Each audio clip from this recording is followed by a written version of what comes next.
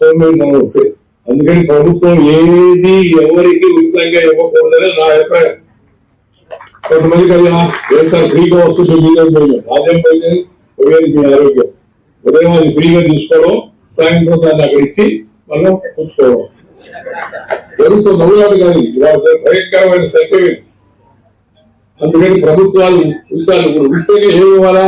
పేదవాళ్ళకి చదువు ఉచితం చేయి, పేదవాళ్ళకి వైద్యం ఉచితంగా చేసి ఏం వెళ్ళాలి. ఒక సామెత ఉంది, teach him to catch A fish but don't give him fish అని. ఎవరికైనా చేపలు పట్టేది నేర్పించు, కానీ చేప మాత్రం ఉచితంగా ఇవ్వలేదు. ఎందుకంటే పట్టేది నడపకుండా చేప ఉచితంగా ఇస్తే మధ్యాహ్నం కొరమే ఉంచామనుకోండి, సాయంత్రం వచ్చి కావాలంటారు. ఉచితంగా వస్తుంది వాళ్ళ గురించి. అందుకని ఉచితాలు అనుచితాలు ఏమాత్రం దేశానికి రాష్ట్రానికి మంచిది కాదు. ముఖ్యమంత్రి విషయం ఆలోచించాలా. ఆంధ్రప్రదేశ్ తెలంగాణ రాష్ట్రాలు రెండు రాష్ట్రాల్లో కూడా ఆర్థిక సమస్యలతో వాళ్ళకి ప్రభుత్వం వాళ్ళు చేసుకొచ్చింది.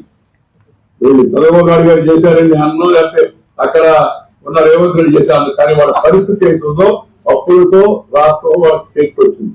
అలాంటప్పుడు అప్పులు తీర్చే మార్గం, తిరిగి సంపద సృష్టించే మార్గం, జనాన్ని ఆ విధంగా ప్రోత్సహించే మార్గం, వాటిపైన ఎక్కువ దృష్టి పెట్టాలి. కానీ ఉచితాలపై దయచేసి ఆడవాళ్ళందరూ అడిగారా మేము బస్సులో దిగుతాం ఇంట్లో ఉండవాలి. ఎవరు అడిగారు?